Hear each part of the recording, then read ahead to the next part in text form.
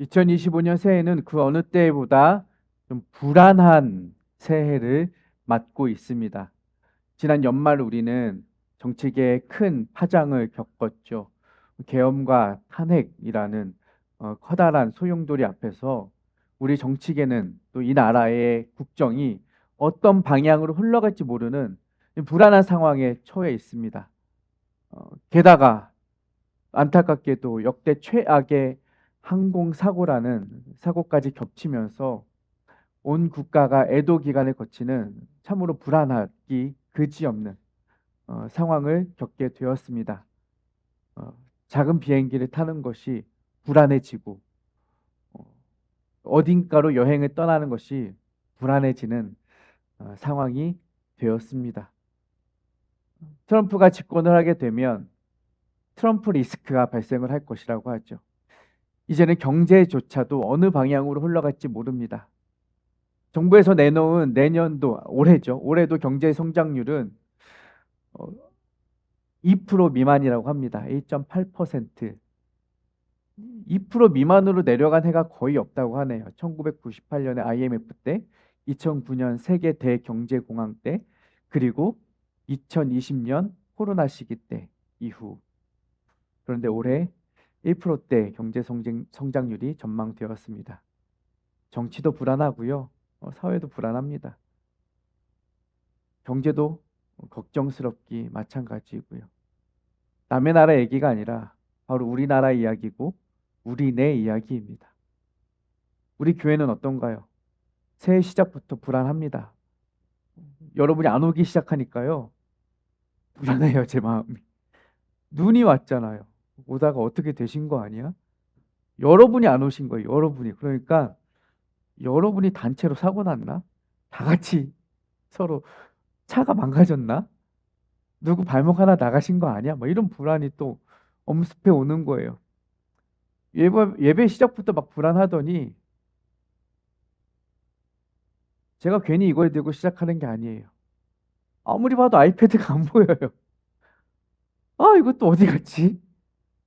늘 항상 그 자리에 있던 게 연말에 무언가 또 예배 왔다 갔다 하면서 어디다 놨는지 찾을 수가 없어요. 아, 또 내려가면 또 어디 가서 찾아야 되지? 설교하면서도 불안한.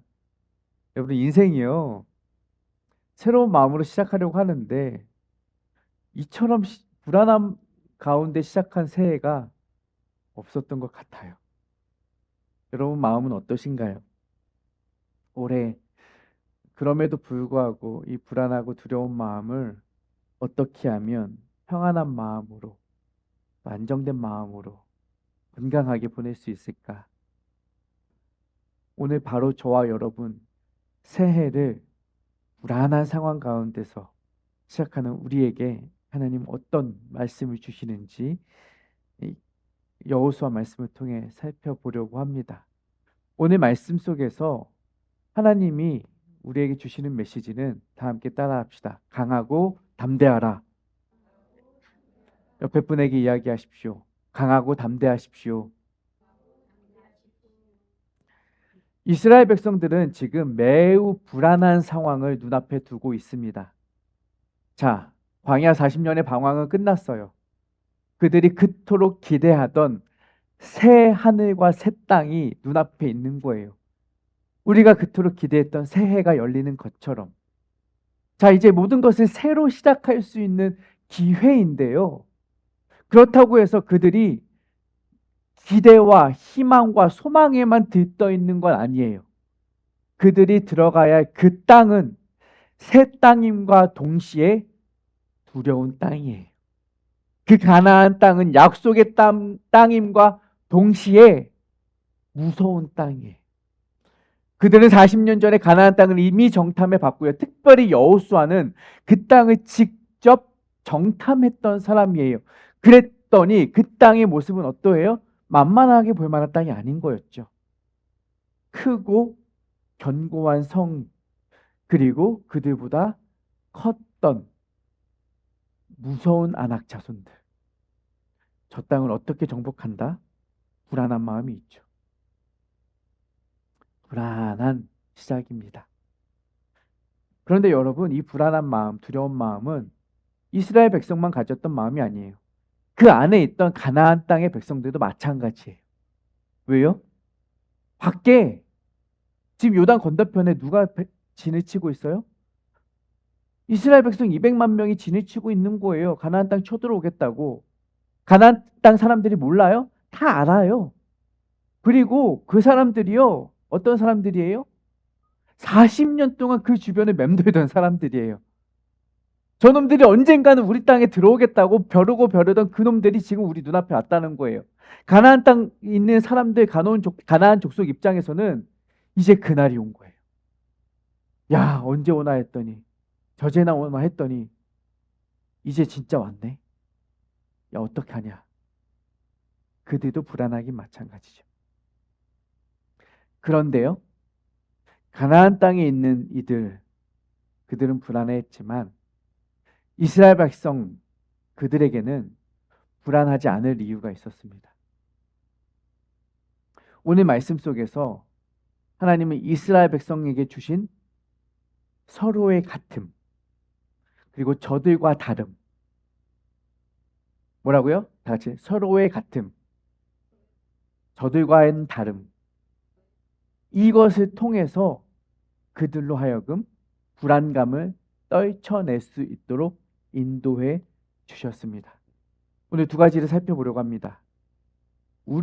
우리가 이스라엘이 무엇이 서로가 같았던 것인지, 무엇이 서로 공유하고 있었던 같은 방향, 같은 마음, 같은 걸음인지 그 같음에 대해서 먼저 이야기해 보고요.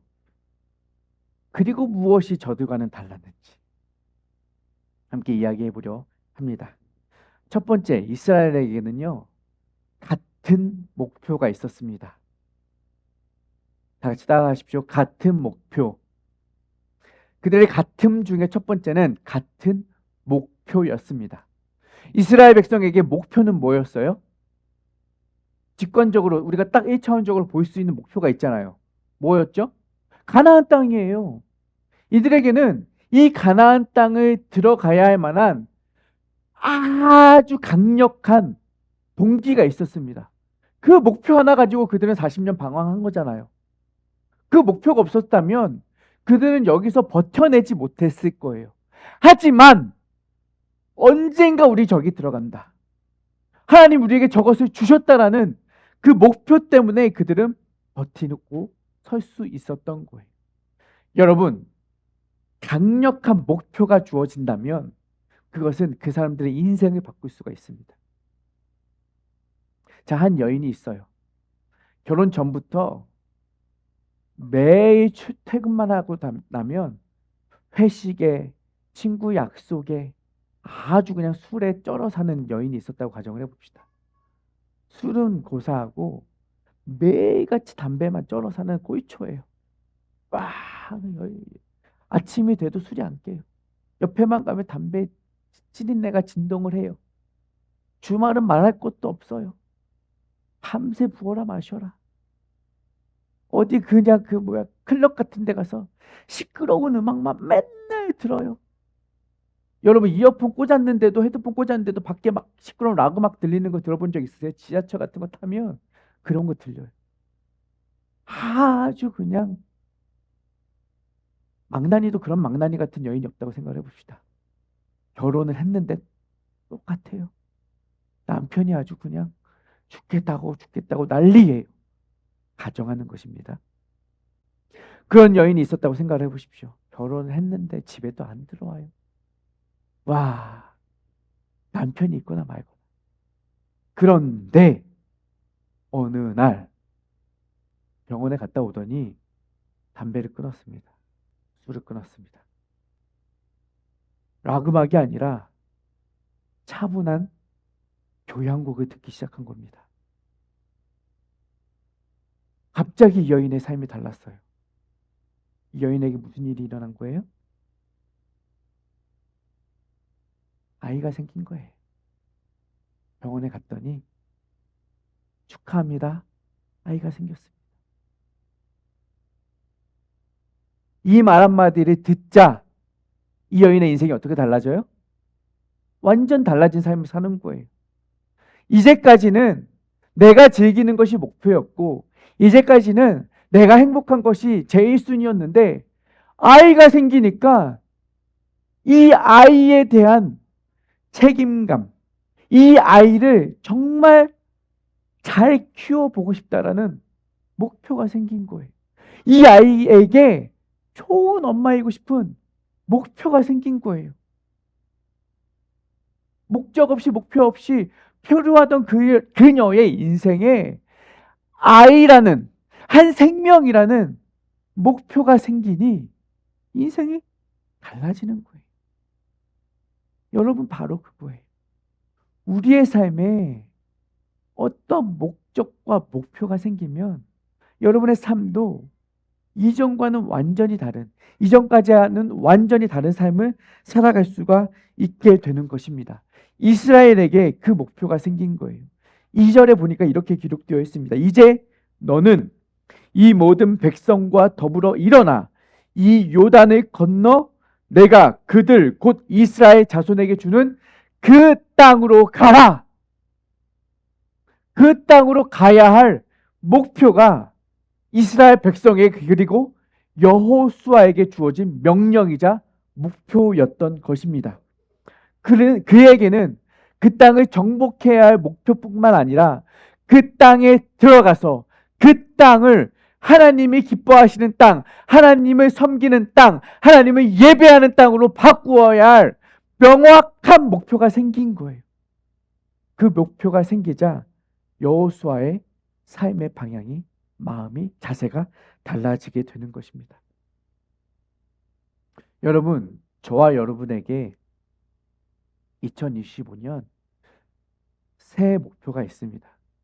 여러분 각자 가지고 계시는 목표가 있겠죠. 그러면 그 목표를 위해서 여러분이 어떻게 해요? 노력을 하겠죠. 우리는 늘 하는 목표 하나 있잖아요. 다이어트. 그러면 뭐 해요? 식단 바꾸겠죠. 생활 습관 바꾸겠죠. 안 하던 운동도 조금씩 하겠죠. 바꿔지는 거예요. 여러분 개개인의 목표가 있지만 제가 여러분에게 던지는 우리 공동의 목표가 있지 않겠습니까? 뭐예요? 예배자. 뭐라고요? 예배자. 올 한 해 저는 여러분에게 그 목표를 여러분에게 던집니다. 그리고 우리가 그 하나의 공통의 목표를 위해 함께 달려갔으면 좋겠어요. 그리고 그 목표를 위해서 하나씩 바꾸어 갔으면 좋겠어요. 이전까지 하던 그냥 그저 그런 예배자가 아니라 하나님이 기뻐하시는 참된 예배자, 오직 하나님만 섬기는 그 예배자가 되기 위해서는요, 지금까지 했던 그저 그런 수준으로는 안 되는 거예요. 여러분, 하나님은요, 다른 어떤 사람을 찾으시는 게 아니에요. 사무엘이 사울왕 지적하고 질타했던 장면 기억하시잖아요. 순종이 제사보다 낫다. 듣는 것이 순양의 기름보다 낫다. 뭐가 정말 중요하다? 예배가 중요하다. 네가 정말 나를 예배하고 있느냐? 네가 정말 나를 사랑하는 마음으로 예배하고 있느냐? 너가 다른 사람들과 구별된 참된 예배자이냐? 껍데기만 와서 제물만 드리고 제사만 드리고 몸만 왔다 그저 성전 뜰만 밟고 돌아가는 습관적인 예배 드리고 있는 것은 아니냐? 하나님 우리에게 던지시는 질문이에요. 올해 여러분에게 던지시는 질책이에요. 그렇게 살아내지 못하셨다면 2025년이 여러분의 인생에 중요한 분기점이 되길 소망합니다.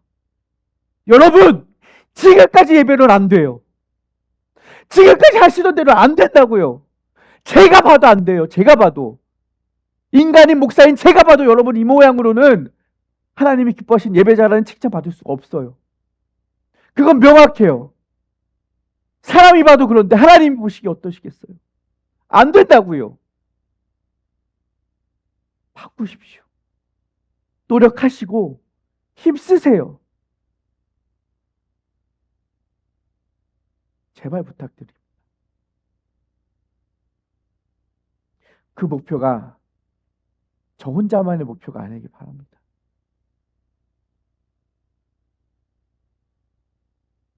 여러분이 함께, 우리 공동체가 함께 힘써야 합니다.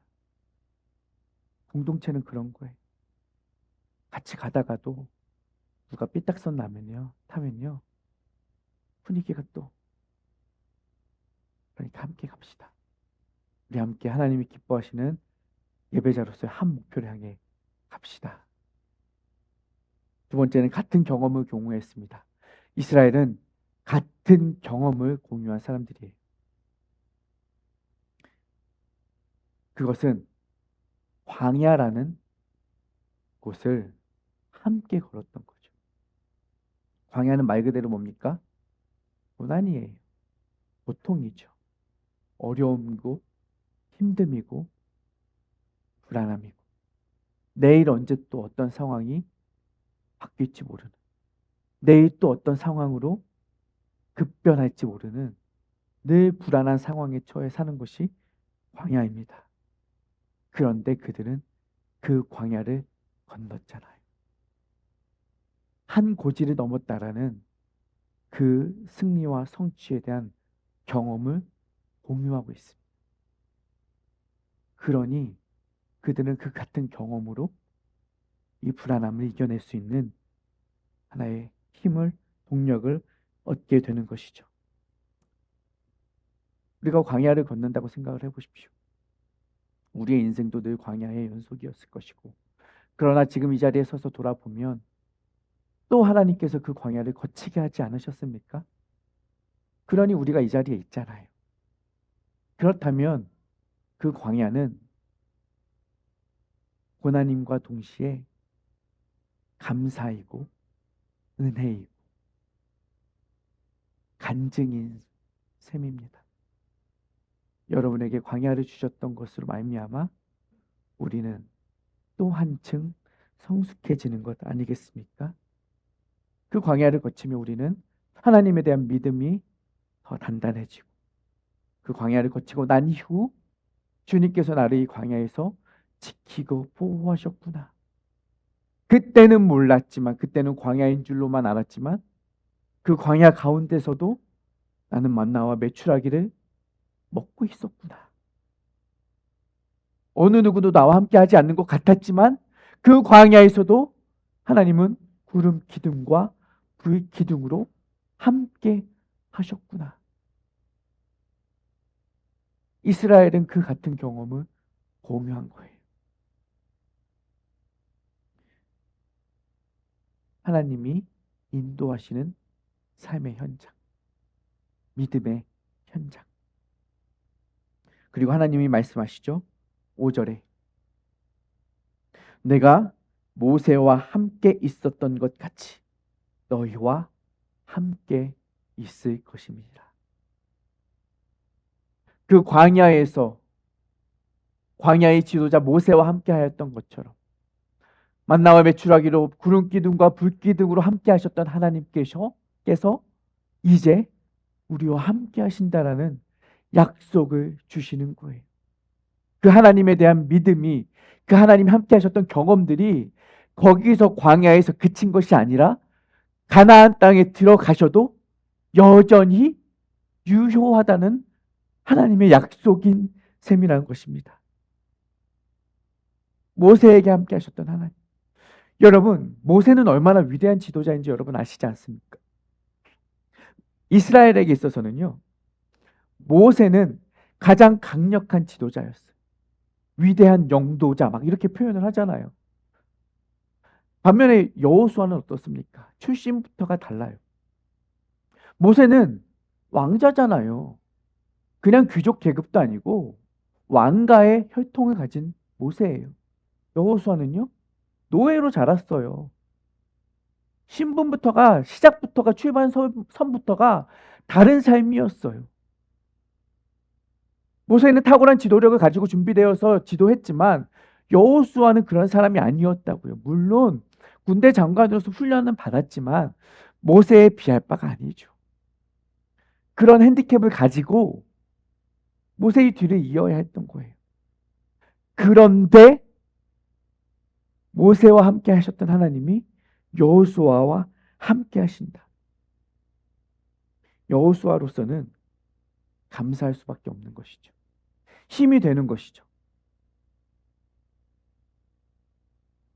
그렇다면 왜 하나님께서는 모세처럼 특별한 사람에게 혹은 모세처럼 특별한 사람을 또 준비하셔서 위대한 지도자를 세운 것이 아니라 어쩌면 여호수아처럼 평범한 어쩌면 평범보다 더 낮은 위치에 있는 사람을 들어서 그 자리에 세우셨냐 이거죠.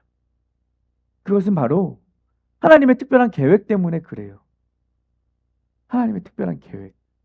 하나님은요, 이 이스라엘 백성들을 가나안 땅에 집어넣을 때 그냥 그저 가나안 땅을 주시기 위해서 그 땅을 그냥 취하기 위해서 그들을 가나안에 집어넣으신 것이 아니라 가나안 땅에서 새로운 사회와 새로운 공동체와 새로운 문화를 만들게 하시려고 가나안에 집어넣으신 거예요.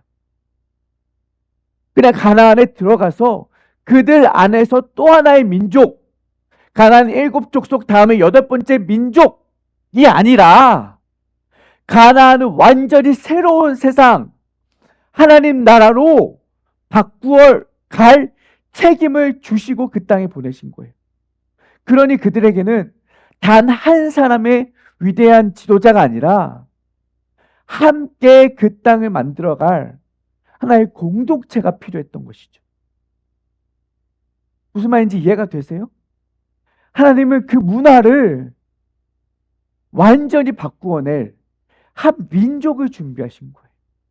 그래서 모세라는 한 사람만 주목되게 하신 것이 아니라 이제 가나안에 들어가서는 너희 여호수아 한 사람이 아니라 12지파가 다 함께 땅을 나누어 주잖아요.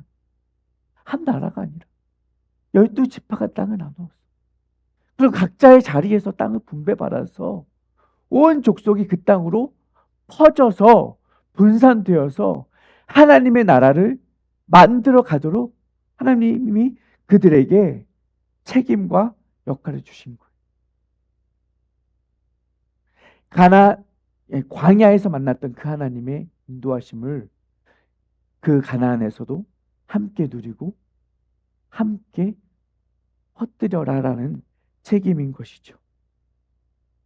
그러니 이젠 한 사람이 아닌 함께의 공동체, 함께 비전을 공유하고 함께 적들과 싸우고 함께 그 땅을 정복할 동역자들. 그런 면에서 이들이 광야에서 했던 그 같은 경험은 그들을 하나로 묶어 주었을 것입니다. 어려움을 같이 이겨내고 혼란을 같이 이겨내고 하루하루를 같은 은혜를 공유하며 살았던 그 경험들이 그들을 하나로 묶어 주었을 것이란 말입니다. 같은 경험을 공유한 그들은 같은 기억으로 더욱 끈끈해졌을 것이란 말이죠. 제가 10년, 20년 사역한 목회자 선배님들을 만나면서 들은 이야기인데요. 개척교회는 초기 3년까지가 중요하대요. 왜 그러냐 들어봤더니 본인들도 개척을 해보니 10년, 20년 지나도 성도들이 언제 얘기하냐면 작년, 재작년 얘기가 아니라 개척 초기 1년 때 이야기한대. 그때 우리 그랬는데, 그때 우리 저랬는데. 그러니까 10년, 20년 지나도 같이 늙어서 할 수 있는 얘기는 우리 처음에 그때 이야기, 그 어려운 시절의 그 이야기, 개척교회 그 시절, 사람 얼마 없을 때 부대끼면서 진짜 고생 같이 하면서 같이 힘들어하면서 몇 명 없을 때 모여서 그냥 그 창공기 안에서 기도했던 그 느낌들, 사람 별로 없는 데서 서로 얼굴 마주보면서 멀뚱멀뚱했던 그 상황들, 참 그때 재밌었는데, 참 얼마 없을 때 다 같이 온 가족 수련회도 갔는데 이제 못 가네.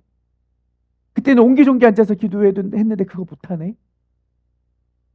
그때는 우리 집에서 송구영신 예배했는데 이제 그거 못하네. 뭐 그런 이야기 한다는 거예요. 그런 이야기. 그 기억이 그 교회를 이끌어가는 동력이 된다는 거예요. 그런 의미에서 제가 보니까 여러분은 개척 초기에 1년에 함께 하셨던 분들이에요. 지금은 어떤 마음이신지 모르겠어요. 10년, 20년 우리가 후에 다시 오늘을 기억하고 되돌아본다면 우리는 같은 경험을 공유했던 한 공동체로서, 야 우리 그때도 견뎠는데, 야 우리 그때 그 조그만 때 그때 아무것도 없는데, 그때 별거 없을 때도 했는데 우리 지금 이거 못할 이유가 뭐야? 하지 않겠어요? 우리 지금 이 순간을 즐깁시다. 우리 지금의 이 경험들을 감사합시다. 그리고 그 힘으로, 그 동력으로 앞으로 더 멋진 공동체를 이루어 갑시다. 그리고 가나안 땅으로 나아갑시다. 그리고 그 세상을, 그 땅을, 하나님이 주신 우리의 분깃을 하나님의 나라로 바꾸어 가는데 힘써 나아가는 저와 여러분이 되기를 소망합니다. 이스라엘 백성에게 주셨던 세 번째 같음은 같은 마음입니다. 같은 마음. 우리가 이 세상에서 다르게 살 수 있는 마지막 세 번째 키워드는 마음이라는 거예요. 그 마음은 어떤 마음이냐? 6절을 보면 이렇게 기록되어 있어요. 어떤 마음? 강하고 담대하라. 7절에도 똑같습니다. 오직 강하고 극히 담대하여. 그리고 9절에 또 한 번 반복합니다. 강하고 담대하라. 두려워하지 말며 놀라지 말라. 우리에게 주신 그 같은 마음은 뭐예요? 강하고 담대한 마음이. 하나님은 우리에게 두려운 마음을 주신 것이 아니에요. 어떤 마음을 주셨다고요? 강하고 담대한 마음. 여러분 강하고 담대하시기를 축복합니다. 그것은요, 한마디로 정의하면 믿음이에요. 뭐라고요? 믿음. 여러분에게 그 믿음이 있기를 축복합니다. 여러분, 믿음은 환경을 바꾸는 것이 아닙니다. 믿음은 우리의 마음을 바꾸어 놓습니다. 똑같은 상황이지만 여전히 여리고는 견고하게 버티고 서 있고, 어쩌면 40년 전 그 여리고보다 더 튼튼하고 단단해졌는지도 모르겠어요. 그들도 데뷔를 했을 테니까요. 어쩌면 40년 전에 그 군사들보다 그들은 더 강력해졌는지도 모르겠어요. 그들도 훈련하고 병력을 증강하고 전술을 준비했을 테니까요. 그러나 그럼에도 불구하고 그 땅을 향해 나아갈 수 있는 이유는 하나님께서 주시는 강하고 담대한 그 마음 때문이라는 것입니다. 우리가 같은 마음으로 강하고 담대한 마음을 품어갑시다. 여전히 우리 앞에 어려움이 있겠지만, 여러분 개인 앞에 어려움이 있겠지만, 우리 링크처치가 가야 할 걸음 앞에도 어려움이 있겠지만 주님 주시는 이 마음을 품으시기를 바랍니다. 인간적인 시선이 아니에요. 하나님이 주시는 마음. 하나님이 주시는 마음. 내가 안 된다고 여겨왔던 것들을 될 것이라고 말씀하시는 그 하나님의 마음으로 나가는 거예요. 내가 볼 때는 여지없이 무너질 것 같지만 하나님이 명령하시니 우리는 그 마음을 받아들이는 거예요. 강하고 담대하라는 것은 명령형이에요, 여러분. 권유하시는 게 아니에요. 청유하시는 게 아니에요. 명령하시는 거예요. 강하라니까, 담대하라니까, 두려워 말라니까 하나님은 명령하시는 거예요. 이스라엘의 군대 장관이 여호수아가 아니라 하나님이 너희 군대의 지휘자 되시어서 인도자 되시어서 싸워 주실 것이니 그 군대의 최고 지휘권자가 명령하시는 첫 번째 명령은 군대를 정렬하라, 정비하라, 무기를 정비해라가 아니라 너희 마음을 강하고 담대하라. 이것이 우리에게 주시는 첫 번째 명령이에요. 여러분, 지휘권자가 앞에서 강하고 담대하라고 명령하는데 우리가 불안해하고 두려워하고 떨고 있다면 그것은 우리 앞에 서신 지휘권자에 대한 불복이고 수치인 거예요. 여러분, 우리 앞서서 그 길을 인도하시고 이미 그 땅을 허락하셔서 들어가기만 하면 된다. 그러니 너희는 강하고 담대하라고 말씀하시는 하나님의 명령에 순종하여 강하고 담대하시기를 바랍니다. 우리는 다른 길이 없어요. 다른 이유가 없어요. 올 한 해 우리는 우리와 동행하시는 하나님과 함께 강하고 담대하시기를 바랍니다. 그 명령, 그 믿음이 어디서 와요? 내가 너와 항상 함께 하느니라. 하나님이 항상 함께 하시기 때문에 강하고 담대하라는 거예요. 너희 혼자 가, 나는 뒤에서 지켜볼게. 그러면 그분을 믿을 수가 없죠. 야, 너희끼리 싸워라. 너희끼리 쳐들어가라. 나는 여기 숨어 있을게. 그러면 그분을 신뢰할 수가 없겠죠. 그러나 그분이 우리 앞장서 행하시니, 그분이 우리와 함께 그 싸움 싸우시니 우리는 강하고 담대할 수 있는 거예요. 내가 어디로 가든지 너와 함께 하느니라. 장소 불문이에요. 여러분이 어디로 가시든지 그곳에 하나님이 함께 하십니다. 할렐루야. 그곳에서 하나님이 여러분과 함께 하시는 거예요. 그 땅 어디로 가든지, 그 땅, 새로운 땅, 낯선 땅, 어떤 땅을 밟든지 그 땅에 하나님이 이미 먼저 가서 여러분을 기다리고 계시는 거예요. 그리고 하나님이 그 약속을 여호수아에게만 주셨던 것이 아니라, 그 과거의 백성들에게만 주셨던 것이 아니라 하나님께서 예수님을 보내어 주시면서 보라, 처녀가 잉태한즉 그 이름을 임마누엘이라 하라. 번역한즉 하나님이 우리와 함께 계시다. 예수님을 보내시어서 우리와 함께 계시는 예수님 삶을 확인시켜 주셨고, 그 예수님이 보이지 않는다고 해서 함께 계신 하나님이 떠나신 것이 아니라 그 예수님이 이 땅을 떠나시면서 보일지어다 내가 세상 끝날까지 너희와 항상 함께 있을 것이라고 약속하신 하나님이시므로 영원히 세상 끝날까지, 이제는 시간을 초월하는 거예요. 공간을 초월한다고 약속하셨던 하나님이 이제는 시간을 초월하여서 2025년을 살아가는 저와 여러분과도 함께 하시는 것입니다. 지금 저와 여러분과 함께 하셔서 이 자리에 임재하고 계신 하나님이 하시는 말씀은 뭐냐? 강하고 담대하라. 지금 여러분의 귓전에 그 말씀을 하고 계시는 거예요. 과거에 외쳐진 글자로 새겨진 문자적인 말씀이 아니라 지금 여러분을 향하여서 현재적으로 이 공간 속에서 그분은 여러분을 향해 마음속에 외치고 계시는 거예요. 강하고 담대하라. 두려워하지 말며 놀라지 말라. 내가 어디로 가든지 내 하나님 여호와가 너와 항상 함께 있으리라.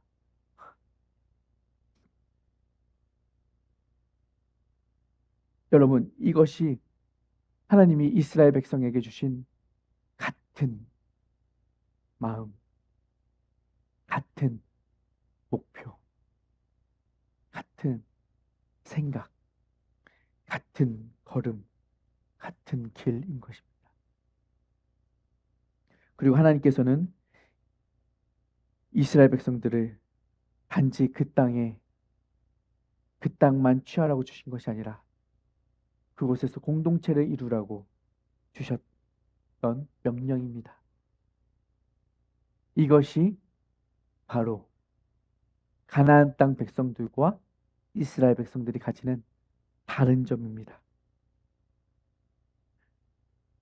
가나안 땅 백성들이 봤을 때 이스라엘 백성들은 너무나 달랐을 거예요. 옷차림도 이상하고 생김새도 다르고 말도 다르고 문화도 다르고 습관도 다 다르고 이상한 민족이 저 눈앞에 서 있었겠죠. 그러나 이스라엘 백성들은 그 외적인 것만 달랐던 것이 아닙니다. 그들은 정체성 자체가 달랐습니다. 그들은 가나안 백성과는 다른 하나님의 백성이라는 다른 정체성을 가지고 그들 앞에 서 있었던 것입니다. 그리고 그 다른 백성들, 다른 민족, 다른 공동체를 통해서 하나님께서는 그 가나안 땅이 어떻게 변화되어 가는지, 그리고 그곳에서 하나님의 나라가 어떻게 이루어지는지, 그리고 그 땅 가운데 하나님의 뜻이 어떻게 이루어지는지를 보기를 원하셨던 거예요. 그들과는 다른 이스라엘 백성들을 통하여 하나님은 세상을 다르게 바꾸어 가기를 원하셨던 것입니다. 그러니 그 공동체는 가나안 땅에 들어가서 다르게 살아야 했습니다.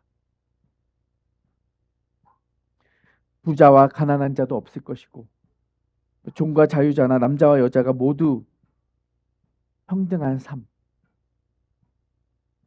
그리고 그들이 추구하는 가치를 통하여 하나님의 뜻이 어떻게 이루어지는지를 그들은 나타내 보여야 하는 책임을 가지고 살아가는 것입니다.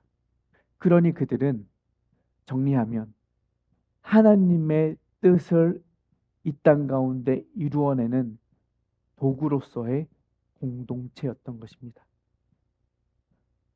저와 여러분에게 주어진 사명 또한 동일합니다. 우리는 세상과 다른 정체성을 가지고 살아가는 사람들입니다. 우리에게 2025년을 허락하셨다면 이 2025년을 하나님이 기뻐하시는 해로 만들라는 책임을 가지고 여러분 이 땅에 보내신 거예요. 여러분 양주에 살게 하셨다면 하나님은 양주라는 이 도시를, 이 지역을 하나님의 것으로 어떻게 바꾸어낼 수 있을 것인지, 그 땅 가운데 하나님의 가치가 어떻게 실현되어지는지 보기를 원하는 마음으로 여러분을 이곳에 보내셨다라는 것입니다. 그러니 여러분이 이 세상 가운데 다른 사람으로 살아가야 하는 것이에요. 그것이 바로 신앙적인 용어로 거룩입니다. 우리는 다른 삶, 즉 세상과 구별된 거룩한 삶을 살아야 하는 사람들이에요. 그들은 말하겠죠. 우리를 보면서 쟤들은 왜 저러고 살아? 왜 저들은 저렇게 말해? 왜 저들은 저런 행동을 하고? 왜 저들은 시간을 저렇게 허비하며? 왜 저들은 물질을 저렇게 사용하며? 왜 저들은 저렇게 다른 삶을 살아갈까? 이스라엘을 이상하게 바라보았던 가나안처럼 세상 사람들 우리를 다르게 바라볼 거예요. 그런데 그게 우리의 정체성이라고요. 우리는 완전히 다른 문화와 가치관으로 세상을 살아가야 합니다. 거룩하게 살아야 한다는 것입니다. 그리고 이것이 우리에게 주어진 명령. 내가 거룩하니 너희도 거룩하라. 내가 저들과 다르니 너희도 다른 삶을 살아라. 그것이 성도라면 저나 여러분이나 어른이나 아이나 남자나 여자나 동일하게 주어진 사명이라는 것입니다. 거룩하시기 바랍니다. 불안 가운데서도 안정을 찾고, 두려움 가운데서도 평안을 찾고, 어려움 가운데서도 해법을 찾고, 고난 가운데서도 소망을 찾을 수 있는 것은 우리가 저들과 다른 가치, 다른 시선으로 살아가기 때문에 우리는 다르게 살 수 있는 것입니다. 그러므로 여러분, 우리 올해는 서로 함께 같이 그 길을 걸어갑시다. 때로 하나님 우리로 하여금 불안과 염려를 통과하게 하십니다. 그러나 그것은 온전히 우리의 몫이 아니라 우리와 함께 하시는 하나님의 몫인 것입니다. 우리는 그분과 함께 그분을 등에 업고 그저 이 길을 통과하기만 하면 되는 것입니다. 믿음으로 말미암아. 그분의 약속은 여전히 유효합니다. 함께 하시겠다라는 약속은 여전히 유효하고 그분의 임재는 영원히 지속될 것입니다. 그러니 이 세상이 주는 염려와 불안을 극복해내시기를 바랍니다. 그리고 우리는 하나님 말고도 또 하나의 도움이 바로 옆에 있음을 기억하시기 바랍니다. 우리는 링크처치라고 하는 한 공동체로 부름받았습니다. 그 안에서 우리는 서로 함께 도와가며 세워감으로 이 어려움을 이겨낼 수 있습니다. 링크는 연결이고 고리입니다. 링크처치는 다시 한번 그 공동체성을 강조하는 하나 된 공동체임을 다시 한번 기억하시길 바랍니다. 그리고 그 공동체성은 말로만 읊조린다고 이루어지는 것이 아니라는 사실도 함께 기억해 주시기를 바랍니다. 그 공동체는 서로 함께 같은 방향, 같은 경험, 같은 목표, 같은 마음을 공유함으로 이루어가는 것입니다. 우리는 같은 목표를 공유합니다. 하나님의 예배자라는. 그리고 같은 경험을 공유합니다. 이 어려운 개척 시기를 함께 했다라는. 그리고 같은 마음을 공유합니다. 주님이 주시는 강하고 담대하라는 명령. 이제 그 같은 마음으로 나아가서 세상에 다른 삶을 살아내시기를 바랍니다.